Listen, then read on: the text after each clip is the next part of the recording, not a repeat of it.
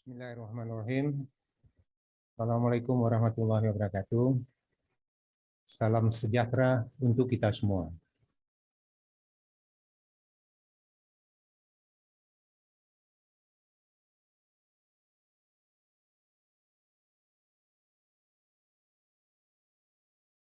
Kemudian, apa manfaat yang kita peroleh dari hasil sharing ini nanti?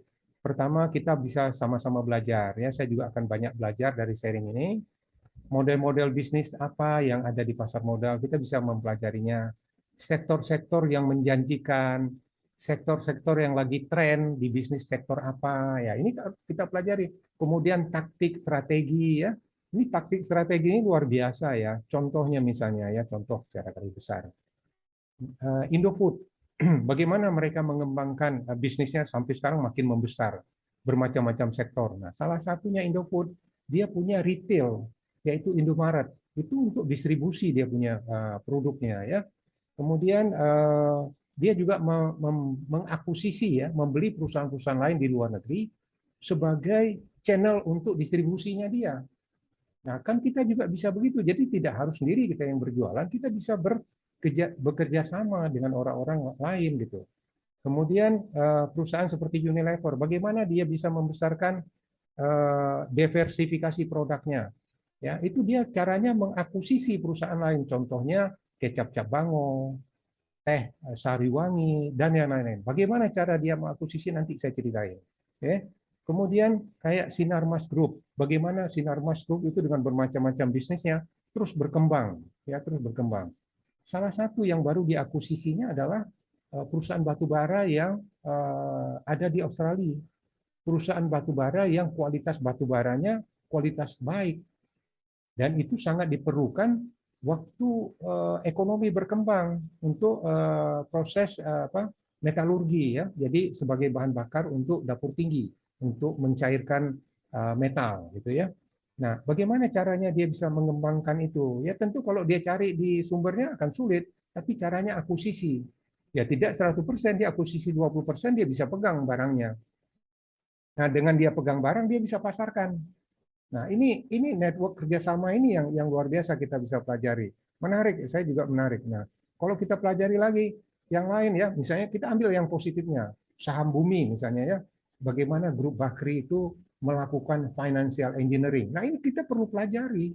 Tentu kita ambil yang bagus-bagusnya untuk perkembangan perusahaan kita. Ya, ini salah satu contoh bagaimana strategi taktik di dalam perusahaan-perusahaan yang besar itu melakukan. Dan kita bisa contoh itu. Dulu pada saat saya masih aktif berwirausaha, saya nggak dapat gambaran ini. Ya, kalau ini kita dapatkan dari awal, tentu kita juga punya wawasan, kita bisa sesuaikan dengan keadaan kita. Kemudian sarana untuk melihat perkembangan dan potensi bisnis di masa depan. Nah, kita bisa melihat masa depan bisnis itu peluangnya apa. Dengan informasi di pasar modal dan contoh-contoh ini kita bisa baca. Ya, kita bisa belajar indikator-indikator laporan keuangan itu apa saja yang kuncinya. Dulu pada saat saya berwirausaha, laporan keuangan itu nggak pernah benar, nggak pernah rapi, ya, nggak pernah tahu betul berapa labanya, laba bersihnya berapa, indikatornya apa, price to book value-nya berapa, nilai bukunya berapa. Aduh, itu luar biasa. Nah, kalau di pasar modal nih kita harus punya itu. Nah, bagaimana cara itu? Kenapa mereka bisa? Nah, ini kita harus belajar caranya, disiplinnya, macam-macam kita bisa belajar banyak di sana, indikator-indikator. Karena di pasar modal ini sifatnya perusahaan terbuka. Jadi kalau kita mau bisnis kita besar, kita harus juga transparan, ya. Harus bisa akuntabilitas, transparan, akuntabilitas, kredibel tentu ya. Perbankan membutuhkan debiturnya yang kredibel. Nah, kita harus bisa membangun itu tanggung jawab, independensi, kewajaran, kesetaraan ya, sehingga bagi bagi apa dividennya untuk pemegang saham bagaimana. Kalau nggak ada mau investor berinvestasi di tempat kita kalau kita nggak bisa transparan gitu ya. Kemudian pengaruh, nah pengaruh ya, pengaruh ekonomi, politik, sosial, kebijakan pemerintah. Tapi jangan lupa pengaruh iklim itu sangat berpengaruh terhadap perkembangan usaha. Sekarang musim hujan, itu pengaruhnya apa? Banyak mungkin panen dari hasil pertanian berkurang, ya. Kemudian jalan-jalan untuk transportasi tambang terganggu, ya. Kemudian mungkin gelombang laut tinggi sehingga transportasi kapal terganggu. Itu pengaruhnya banyak. Dulu saya nggak pernah tahu hal-hal seperti ini gitu. Ya, jadi akibat perang misalnya, perang Ukraina Rusia, akibatnya kita lihat sekarang semua harga naik. Nah, ini kan kita bisa belajar dari cara ini. Tahun 98 nggak ada ini kasus ini. Tapi sekarang ini luar biasa ya. Inilah perlunya banyak kita belajar gitu ya. Kemudian bagaimana kebijakan politik Amerika terhadap Tiongkok, terhadap Rusia itu dampaknya bagaimana ya. Termasuk grupnya NATO berdampak bagaimana. Misalnya kayak Australia, itu kan grupnya NATO. Grup Australia dengan Tiongkok ini secara tidak langsung kurang harmonis. Nah, gimana caranya supaya ini masuklah Sinarmas tadi. Ya, akuisisi saham batu baranya enggak, ini bisa tersalurkan. Cara-cara seperti ini kita bisa belajar banyak gitu. Ya. Kemudian juga kita ada kemungkinan dengan melihat perusahaan-perusahaan yang banyak di pasar modal yang besar-besar, produk kita bisa kita pasarkan ke mereka. Caranya bagaimana? Tentu kita akan pelajari dia butuh apa, kualitasnya apa, berapa banyak, schedule-nya gimana, cara ketemunya gimana. Nah, cara ketemu perusahaan-perusahaan yang ada di pasar modal itu pada saat RUPS datang ke sana, kenalan di sana gitu. Ini cara kita membangun network gitu. Kemudian sarana mengembangkan bisnis dan investasi. Nah, jadi tentu kita sebagai orang wirausaha kalau nggak punya alternatif atau beberapa diversifikasi bidang investasi, itu risikonya besar.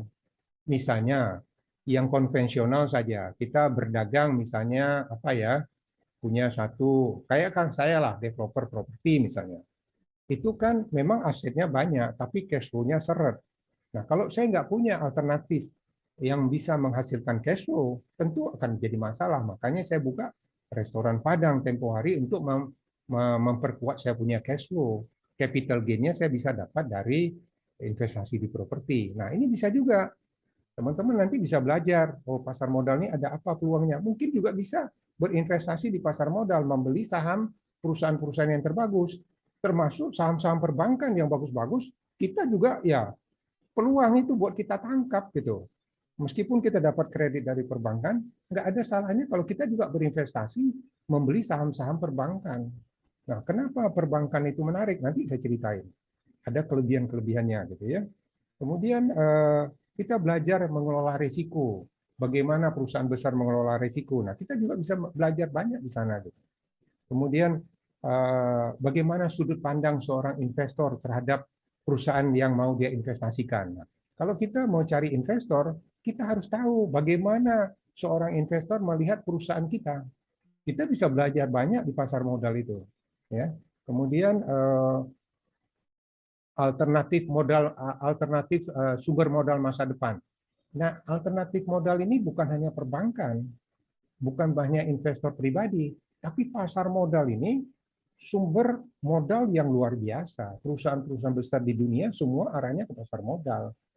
Namun mereka tidak hanya pasar modal, tetap perbankan mereka perlukan karena hampir seluruh perusahaan-perusahaan yang ada di pasar modal itu punya pinjaman ke perbankan karena mereka harus saling mengisi itu, ya. Jadi dari pasar modal bisa memperbesar modalnya, tapi untuk cash flow, ya, untuk mengimbangi cash flow dia perlu dana-dana yang jangka pendek. Nah, mereka bisa ngambil di perbankan gitu. Kemudian kita juga dengan ini yang membuka wawasan, tentu kita bisa membuka cita-cita, memperbesar wawasan kita, memperbesar cita-cita kita untuk membesarkan bisnis kita di masa depan. Ya, kita juga harus bisa belajar bagaimana mereka bisa perusahaan besar yang begitu kompleks bisa tertib, bisa disiplin, ya, administrasinya benar, laporan keuangannya rutin,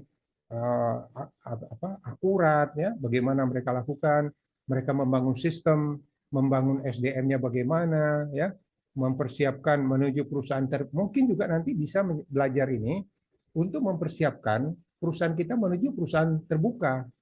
Ini yang kita mau pelajari gitu ya.